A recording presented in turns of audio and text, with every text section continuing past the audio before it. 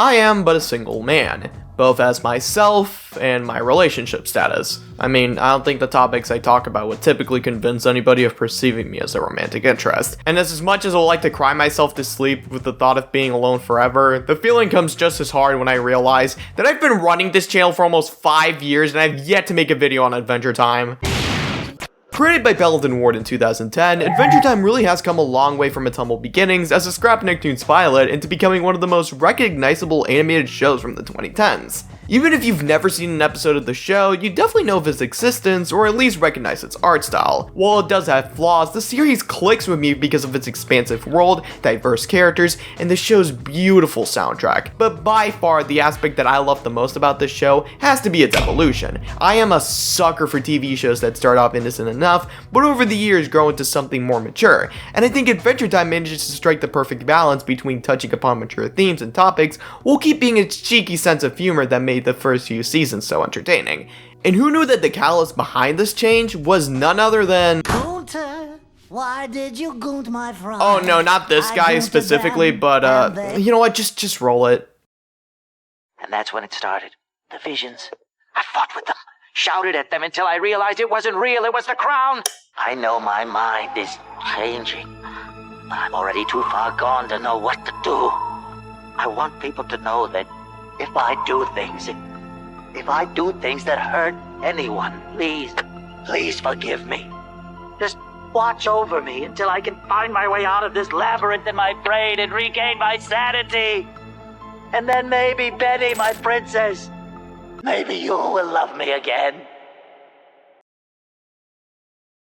Adventure Time was a simple show. At the time of its release, cartoons normally ran on a gimmick that would help carry an episode plot, season, or the show itself. The gimmick could highlight either exploring a premise or lead characters, like Phineas and Ferb, highlight the environment or other side characters, like the misadventures of Flapjack, or highlight all the above, just like Adventure Time. While the recurring B-plot centered around Finn learning to become the greatest human warrior in all of Ooo, most of the episodes, especially in Season 1, carried itself through the shenanigans of our two main protagonists, Finn the human and his half-brother, Jake the dog. This is shown from the third episode of Season 1, Prisoners of Love, where it starts with Finn and Jake going to the Ice Kingdom to get away from a magma monster, and they end up encountering... Who dares enter the Ice Kingdom? Aww, Ice King's here. You know why I'm here? Do you know what Ice King means? Yeah, I know what Ice King means. A big nerd. But who is the Ice King? Finn and Jake end up being captured by the Ice King for trespassing into the Ice Kingdom, and find themselves in a big cell with multiple princesses alongside them. When asked about it, the Ice King reveals his goal of wanting to marry a princess, and choosing to marry one of them from the captured bunch. Even if some of them were underage at the time, but weird implication aside, first point to note, Ice King wants to marry a princess. Ice King would then pass the time to entertain everybody and try to center himself within everybody's enjoyment, hoping he'd be considered fun. Second point to note, Ice King is lonely in general. Finally, Finn managed to trick the Ice King into freeing the princesses from their captivity, followed by knocking him out into a temporary dream state. In it, the Ice King questions why nobody likes him, until this sequence with the Cosmic Owl plays, explaining, Oh, you're a sociopath. Who are you? I know. You're probably a big nerd. And why don't you try being cool like me? Oh, space dust is so ticklish. Point number 3, Ice King is in a delusional state of denial. Those 3 points would wrap up what the Ice King would represent early on in the show. With the first point, it would serve the setup to wherever the Ice King was prominent in the episodes, like Season 2 Episode 3's loyalty to the King. The second point involving Ice King's loneliness would serve into Season 1 Episode 17's When Wedding Bells Thaw, which went into the extent of his loneliness when it came to being in a committed relationship. However, the extent he would go to having a princess wouldn't be as bad as what would be considered his third point in Season 4 Episode 9's Princess Monster Wife, but... we'll get to that in a moment. Fast forward to Season 3's Christmas special, Holly Jolly Secrets. Finn found some VHS tapes that the Ice King buried in a backyard and wanted to watch them with Jake out of curiosity. Once the Ice King found out what the duo was doing, he tried to sabotage them with 2 attempts, but to no avail, as Vimo got to show the one tape he didn't want anybody to see. A tape that made the Ice King change from the simplicity of his looks to the complexity of his heart, where hell froze from the dawning passion of his only love. Frozen alone in insanity, there lied Simon Petrikov. I was studying to be an antiquarian of ancient artifacts. Now, I never believed in the supernatural stuff myself, just had a fascination with superstitions. But everything changed when I came into contact with this item. No, there's no time. It must be you, Gunther. Me? Don't worry, it's easy. Even a mushhead like you couldn't donk it up too bad. Just focus on your deepest, truest wish. The destruction of the deadly comet. And the rest will take care of itself. My deepest, truest wish. From this point forward, just like Adventure Time, the Ice King could never be as simple as he was or be seen the same ever again. Sure, there were plenty of moments the Ice King was his dreaded, awkward self, but somewhere down the line there were hints of Simon that grew as the series went on, with those parts of Simon growing so that the show's stakes, challenging his character. I mean, going from Prisoners of Love to Princess Monster Wife is kinda... What? Are you saying mama? What are you... Hey! Monster! Oh yeah, it's something alright. Of course, after the Christmas special, Ice King would continue his princess escapades, but by this point in the series, they would either involve him not being included, like with Princess Potluck, or a more elaborate attempt at love, like... We are not doing this again! Besides Ricardio, Princess Monster Wife is one of the Ice King's weirdest attempts at having a quote-unquote princess, forwarding the idea of taking an aspect out of every princess he knew and turning them into one giant princess. As per usual, he does try to make things work, like how he did with Prisoners of Love, but this time it feels a lot more personal. In the episode, Princess was dealing with feeling comfortable in herself, and Ice King actually used a sitcom and copied her eating to hammer home that she can exist as her own being, even going as far to make sure he put on a runaway for her to feel safe. To better understand, why would the Ice King go this far for her? What would being safe and comfortable truly mean to the Ice King? One word: expression. More than ever, the episode opens up to how he treats Princess to how he wants people to treat him.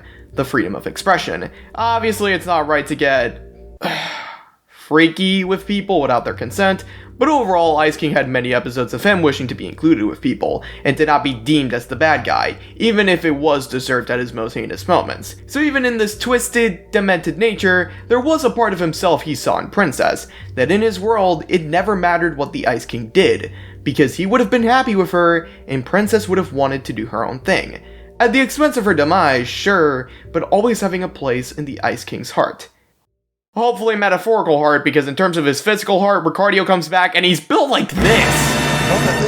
So now that the Ice King has no one with him yet again, the party's over Isla de Señorita starts with the Ice King trying to kidnap Bubblegum while she's asleep. She soon woke up from her nap and told the Ice King off, which led to him deciding to sail away from Moo. After a storm knocked him into a supposedly remote island, Ice King found himself on Princess Island, a princess literally made up from an island. Weird implications aside, he would start to feel more accustomed to the island and later try to help her with her relationship problems, soon realizing that they were more alike than the Ice King expected, that they both reached an understanding.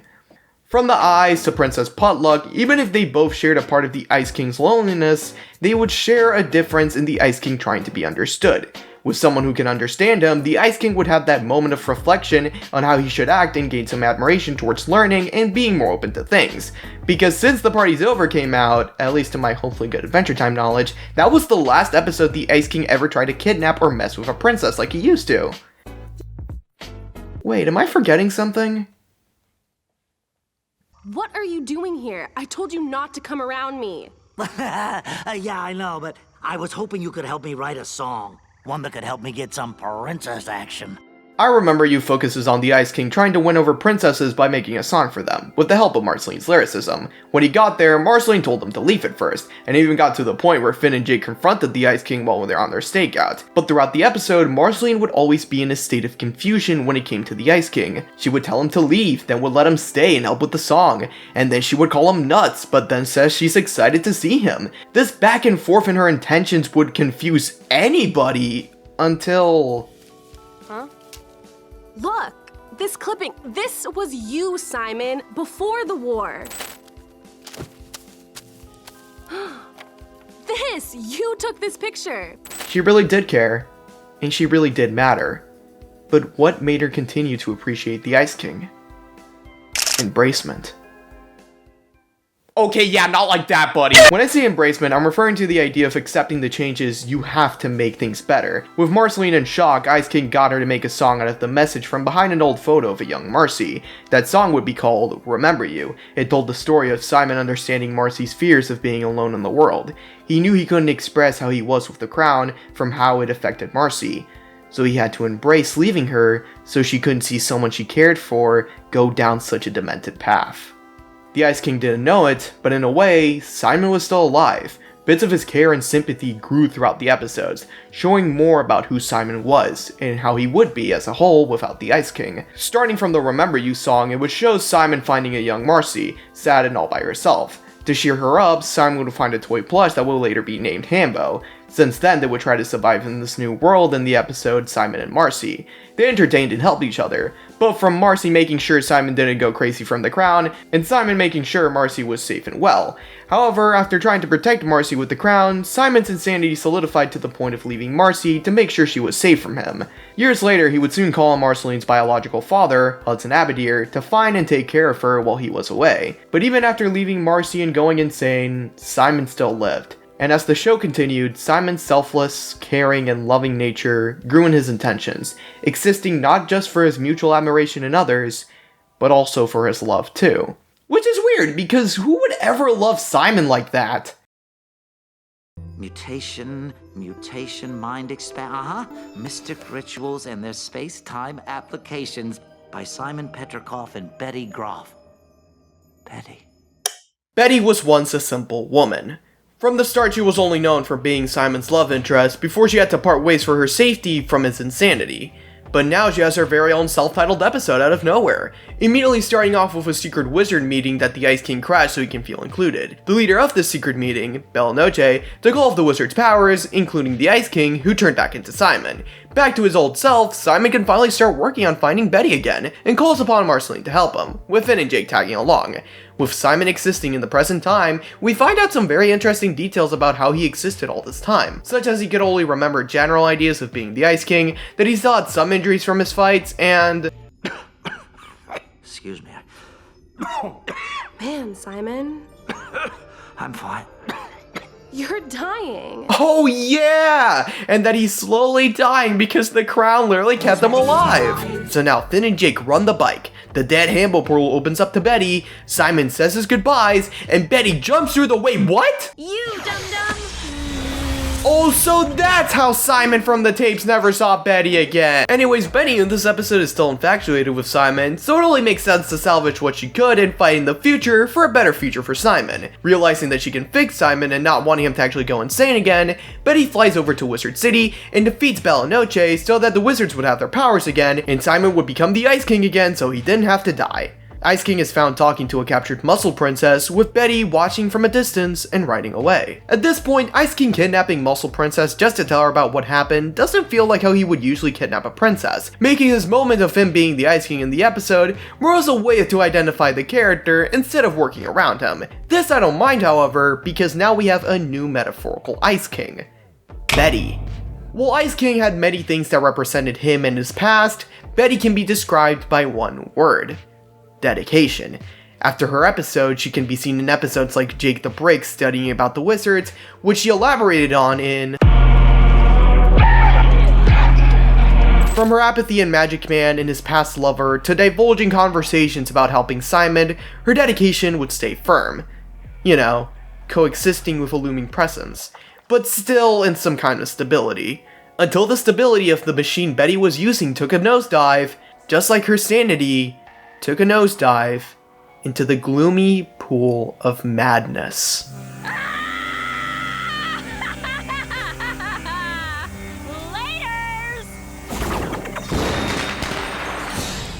In my eyes, the pool represents the gateway between someone's feelings of normalcy and madness. Looking into King's reign, Simon broke his crown. There was a plan of Betty taking over Simon's crown to plan an AI for self to rewire the crown, essentially rewiring the Ice King's mind. However, the AI ends up vulnerable to Simon's consciousness, talking about their core memory with the library book, making the rewired code vulnerable as well.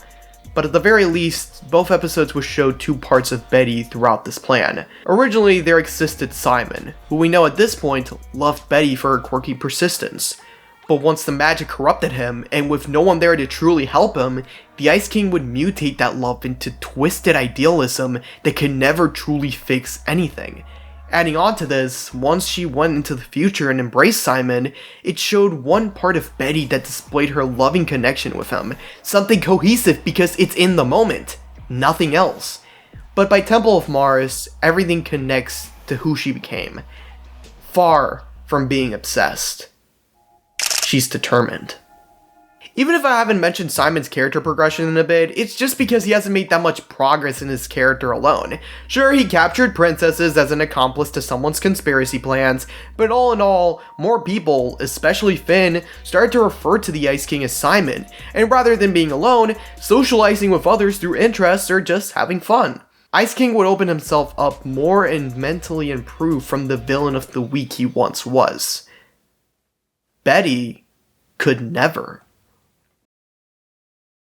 Since you forgot your floaties, it's no surprise Betty has been progressively going insane with each appearance. The show is called Betty Obsessed with how she would describe her goal of bringing back Simon. But what has that obsession formed into?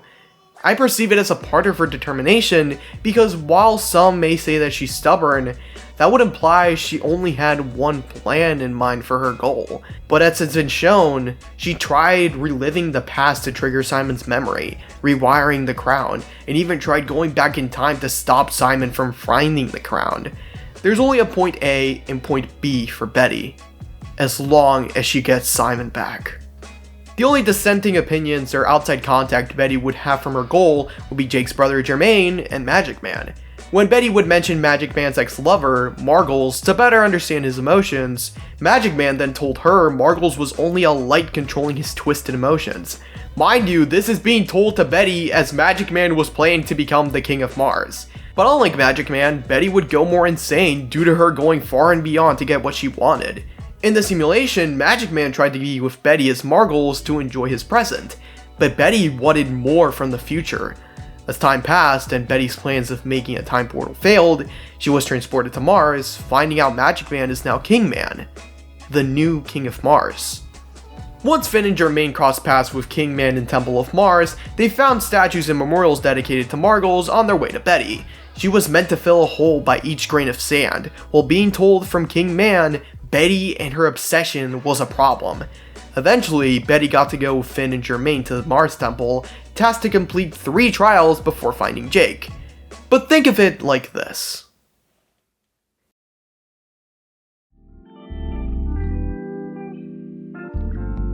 Simon was a researcher, and Betty was a graduate student. Both were incredibly intelligent, witty, in love, and soon went insane.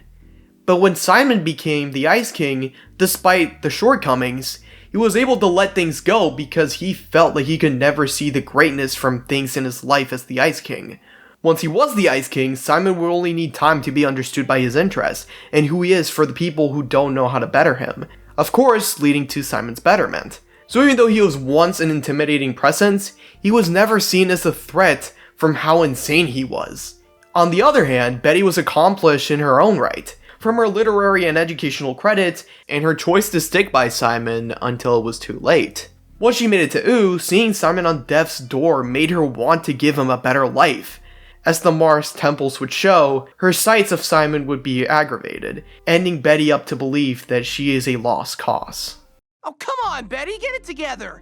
Even if you are lost cause, she, or whatever she represents, is not. Or am I? No, Finn's right. You'll thank me for this later, past Betty.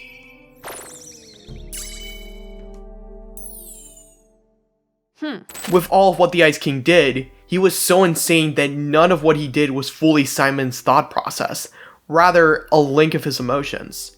Betty would know this and maintain her goal and love for Simon, while also being overly ambitious and, insane. But despite her efforts, why would she give up on somebody, especially after seeing them almost die, despite literally finding a way to not only save Simon, but the entire future as well? Why would anyone want to prevent that? And despite her accomplishments, why would she feel like she's a lost cause or forced to love Simon because of his presence in her life? Why does Kingman get to make an unnecessary order of building statues of Margles and Betty's there to quote-unquote improve herself? Why does someone like Germain, who admitted he didn't know Betty, get to know her enough to tell her how she would order her life? Is Betty truly perfect? Far from it. But after being undermined, downplayed, and treated like she was the villain of the week... So as I stared into that endless white void, I came up with a plan. A plan? For me to save my Simon, and for you to finally pull Margles back from the maw of Golb. Does she really deserve what she got? Well, in order to answer that, you want to hear a joke? So a girl made of bubblegum and her surrogate family walk into a bar.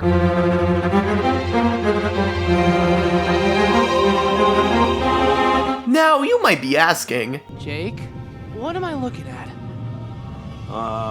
We saved the day. only thing you need to know is that there's a war going on with a lot of moments that were good, mediocre, and okay, what the fuck. In terms of anything noteworthy for the video, we got Betty trying to control the most powerful being in all Vu, but at this point, we're just kind of like, damn.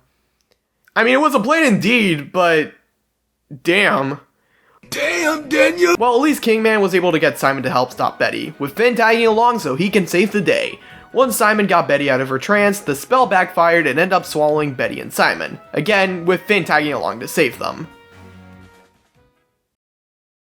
What's happening, lady? Don't panic, but I think Golb is digesting us, breaking us apart layer by layer, down to our essential forms. Betty? In the guts of Golb, Betty and Simon regress back to their original non-magic selves, including the crown. Eventually, Finn found a way out, but so did Betty. How? By shining a light on the darkness around her. Because if you can't fight it, control it. What has she done?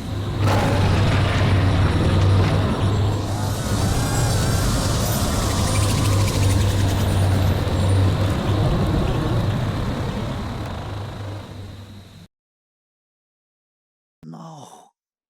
Betty? So yeah, Betty's now merged with Golb. And Gunther picks up the crown the moment it resets and becomes this thing. Hey, yo, what the fuck? But after all that, the simple Simon Petrikov is seen making popcorn in Marceline's house. Even despite the grief he had, he managed to still make up for it for what he lost as the Ice King. I mean, not even the crown was simple either. Simon literally found the crown in an already corrupted state that he couldn't even make a wish from. A simple man with a complex crown and a complex world, longing for his complex love, but in the end, simply wanting to enjoy life again. I mean, if I was him, I would rest my worries off. I mean, look at Simon here. If you had all that shit happen, would you... Cake, what time is it? Wait, what? That ain't so important right now. Time to think about the kinds of shenanigans Simon could get himself into. Simon, how are you doing? The only prominent time Simon appeared in Distant Lands was in the second episode, Obsidian. The episode explained that there was a dragon monster thing that was terrorizing the Glass Kingdom, and the only one that pushed that dragon away into imprisonment was Marceline. So when the child that helped the dragon unintentionally escape, Glass Boy, insisted on finding Marceline, he escaped captivity to go find her in hopes of securing the dragon. Luckily for Glass Boy, when he was looking around the Candy Kingdom for any clues, he heard the name of his goal from a lone singer at a tavern, the one and only Simon Petrikov. Glass Boy tried pestering Simon in the middle of his song, but eventually got kicked out of the tavern. Simon felt bad and wanted to take Glass Boy over to see Marceline herself. Besides a cameo at the end, Simon at this point takes a backseat from the story. However, when Marceline, Glass Boy, and Princess Bubblegum left the house, assassins from the Glass Kingdom came to find Glass Boy, only to find Simon in a similar attire to the Ice King, as a way to cope. Which is weird, because after everything that happened in the main series, wanting to stray away from the Ice King, it's weird to see him using that very thing to cope with in the present. I mean, who would ever want to see the Ice King back? I need to become Ice King again. Oh yeah, I left out something important, huh? Whoopsie daisy. Yeah, well, it wouldn't have made sense to analyze characters from the original show while these characters are kind of their own thing. Who's they, you may ask? Why are you even asking? It's in the section. First introduced in the original series, Fionna and Cake were originally known as the female counterparts of Finn and Jake that were told by the Ice King. And because the stories flourished from the Ice King, a lot of the stories would have some correlation with the Adventure Time world. Some examples of these would include the tension between Marshall Lee and Prince Gumball, LSP's connection with nature, and Ice Queen, the Ice King barging in, and yeah, no, it doesn't even exist, so. Ice King is the hottest. We are not doing this again! But the gist of it is that it was supposed to be a funny crossover idea. Or was it?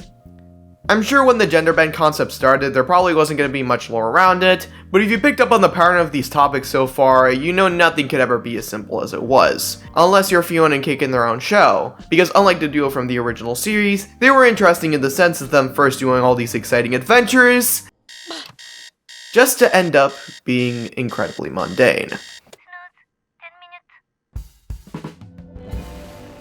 All of the things this version of Fionna would get into consist of normal human escapades, like getting a job, relationship problems, and self-deprecating comments that people will repost online and tag as literally me. Of course, from the start, it doesn't explain how this sudden change came to be, but it will contain similar aspects of the characters. Fionna wants to have adventures, Prince Gumball, here named Gary, loves candy, Marshall Lee loves music, LSP still has a connection with nature, and Cake is lazy and gets herself into trouble, like...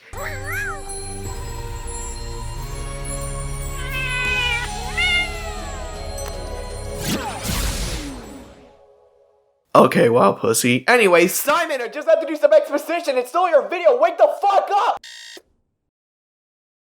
Simon Petrikov is simply... a lot.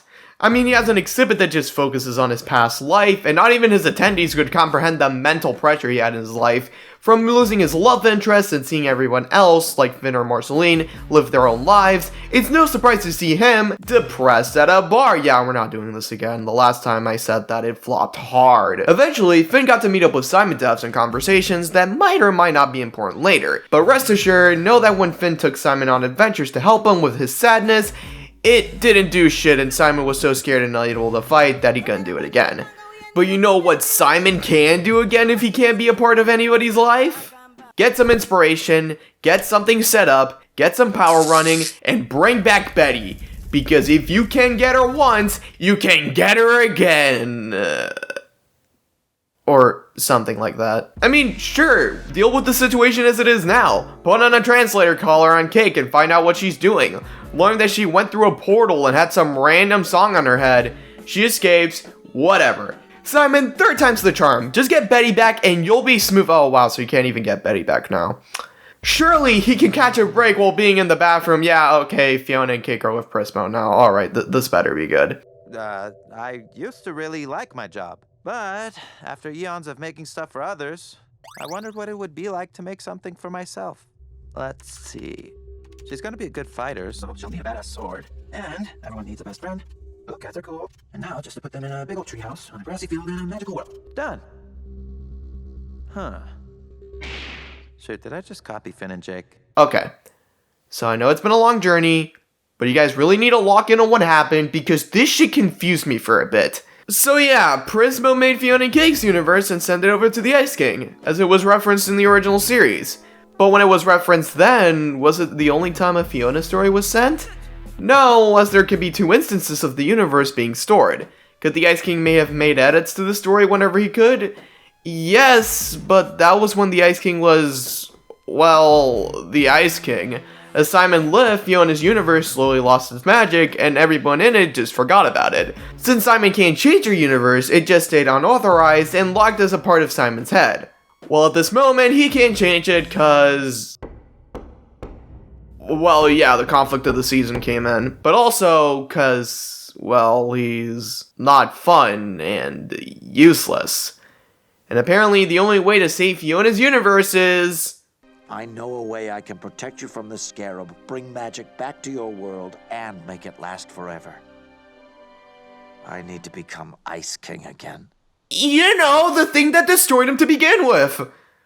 Now, keep all the previous parts of the Ice King that I mentioned in mind, because there's a lot that I have to explain later on. But honestly, I have to get something off my chest. Cause yeah, Simon rationalized it as, yeah, he'll kaboom the scarab with his powers and he can do a ritual to help Fionna and Cake in their original universe.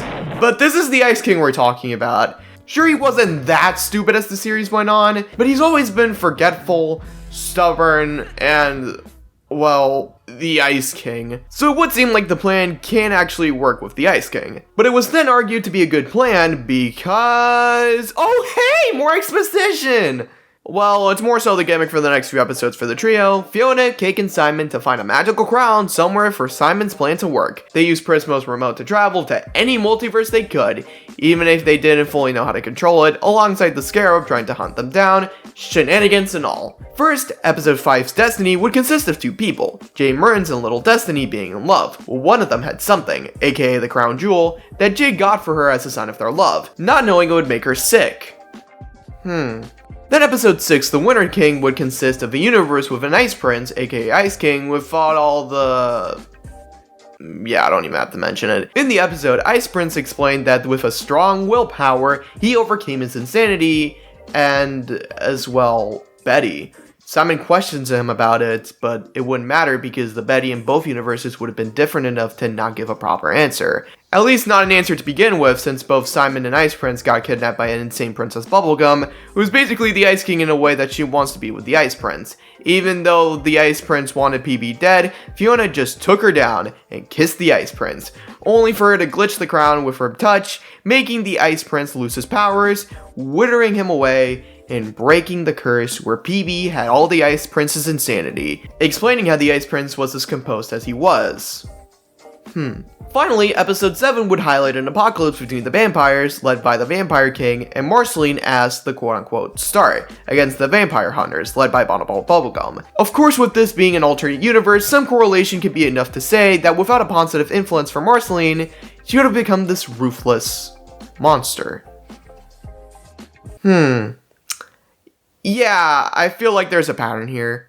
And before we get to the big episode, I would just want to highlight this pattern so it would make sense in future references, which I would coin as the mirror pattern. Like the name would suggest, people or instances would basically mirror what could be possible, with the help of certain factors as well. This would be shown with Simon being told by Fionna and Cake, and shown from being with Finn, that for the most part, he is useless and depressing. Even with some positive attributes, he wouldn't have been able to protect others or make things easier on himself. Despite that, everyone else would be able to have things their way somehow. Even despite the consequences, Prismo got his own universe, Fionna got to experience adventures with Cake, and the Ice Prince made a nice Marcy despite telling Simon how unethical it was to make a nice Betty. Everybody got what they wanted, except Simon, who got the same message told to him that he already lived through. Who can get hurt from the crown, what can happen when the crown is mastered, and how the authority from the crown can alter others. This first level of this pattern would only show the problem, that being the disadvantage throughout Simon's life internally and externally. All the same, yet none were resolved on what to do next.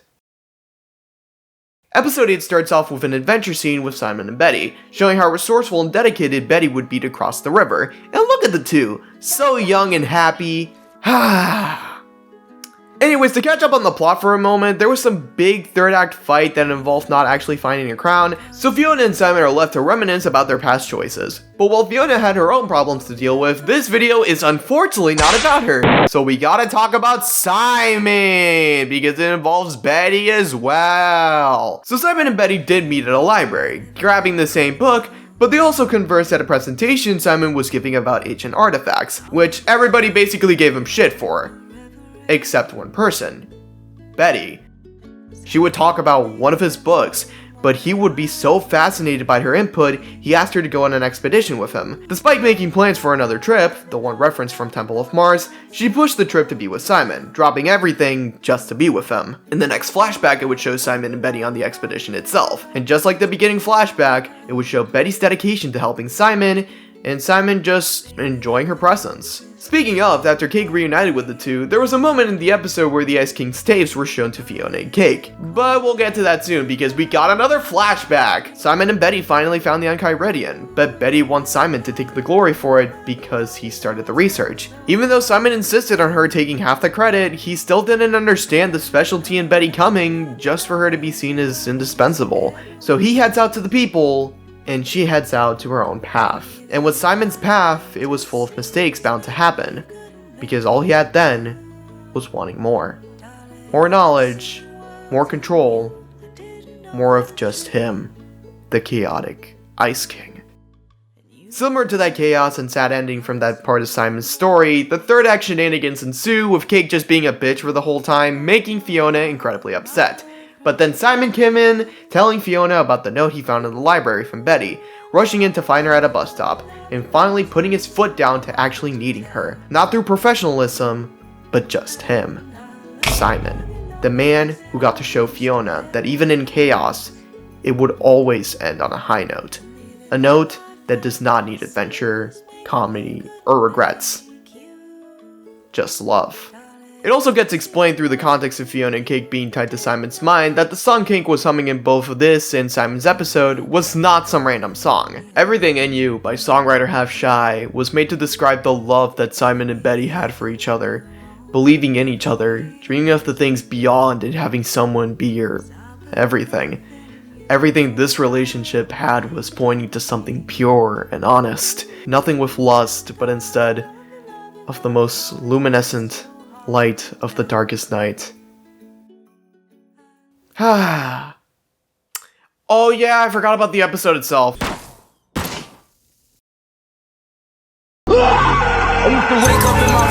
So after the escapade, the trio figured out their best bet now was to go find this Jerry Bimo was talking about. You know, Jerry, the most iconic star of the show, Jerry. We all know and love him. He can never do anything bad like the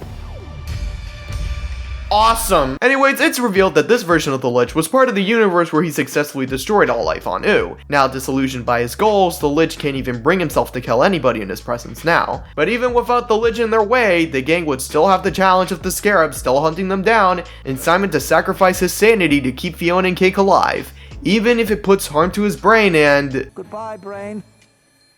Goodbye, Simon.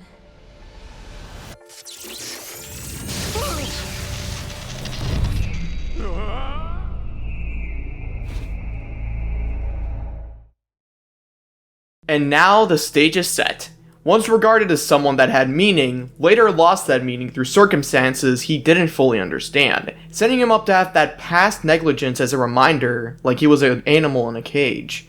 When he tries to find the good in his life again, he is reminded of that uselessness and that he is not as great as that greater evil. Even on his adventures, highlighting his insight and ingenuity, Simon would constantly be reminded of all his pain in some way.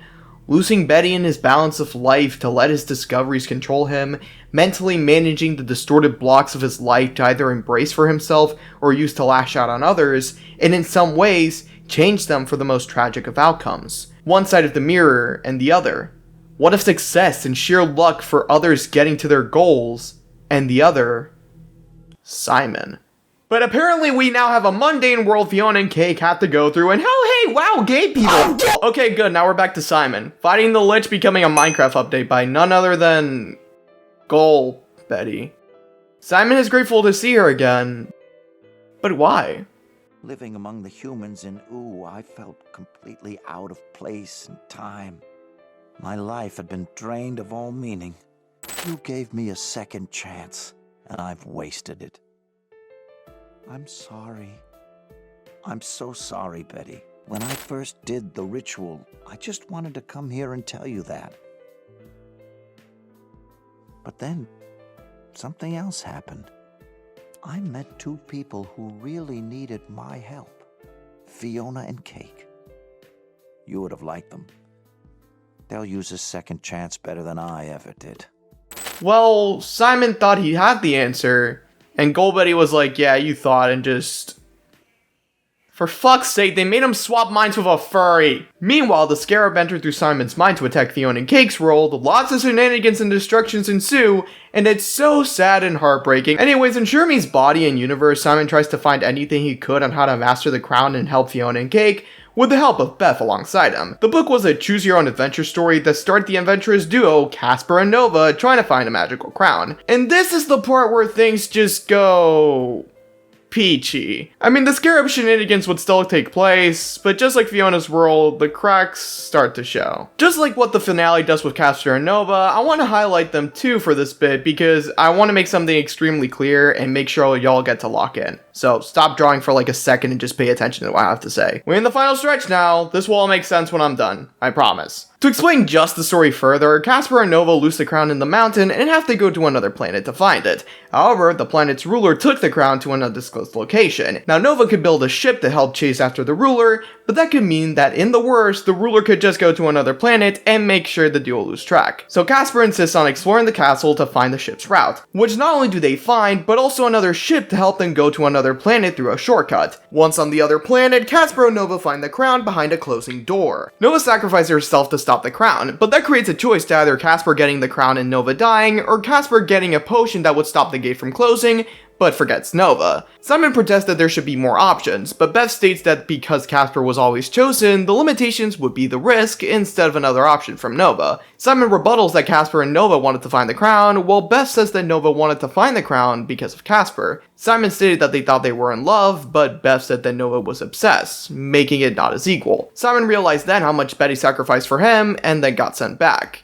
And this is the part where I halt everything and just be straight up on my end, because I'm gonna be honest, the messaging in these two episodes kinda suck, and the stuff with Casper and Nova makes things even worse. Now, being so dead ass, I get what the show is trying to say. Moving on from your troubles in the past, finding new experiences. Like, scripting aside, I personally like those messages too, and I think these episodes are really solid. But thinking about these glaring issues in Simon's life, why not address that? Why have Simon go through these deliberate parallels in the show and then say move on like nothing happened? Why treat Simon like him slowly getting attached to the crown was of his own unthoughtful choice when the tape showed it was something no being could truly control, especially a normal human? Why make what Betty and Simon did was forced when Betty had that forethought to leave one trip to go on adventures with Simon, someone who never once actually pressured her to go? I was going to leave next week on a 6-month trip to study petroglyphs in Australia. But going on an expedition to find an ancient artifact with the Simon Petrikov? That is a once-in-a-lifetime opportunity. So yes, I'll go with you. Okay. If there was really a power imbalance, how would it be when Simon was not an authority while also being someone Betty grew to admire as a person, as stated from her letter? It's almost like the show wanted to make these characters guilty of the things that they never asked or intended for. Were Simon, Betty, or their relationship perfect? No, but why do we have to take away the actual issues and discussions at hand to try and make it a common message of moving on? Why does the story have to stoop down to pointing out a false metaphor about the issues of a blatant book? Yet the finale tells us that they were never truly in love despite the bond they shared after their adventures and their own time. And instead of normalizing Simon to be a flawed person, they make it out to be like his relationship was all a mistake and he should feel guilty over an issue that never existed. Because yes, Simon should have recognized in the moment what Betty did for him, but he wasn't stupid or stuck in his head. He was human. That was why he ran out to see Betty and wanted to live a life with her so they can both share their interests together. The evolution from why these two deeply care for each other felt so natural, and yet the show had to put Simon as the worst of that because he was Simon. And yet, when Simon finally declared that he didn't want to have the responsibility of holding Fiona's world anymore, he finally got his wish. To be able to save her world and to have that pressure off of him. Just what he needed to find some peace in his life.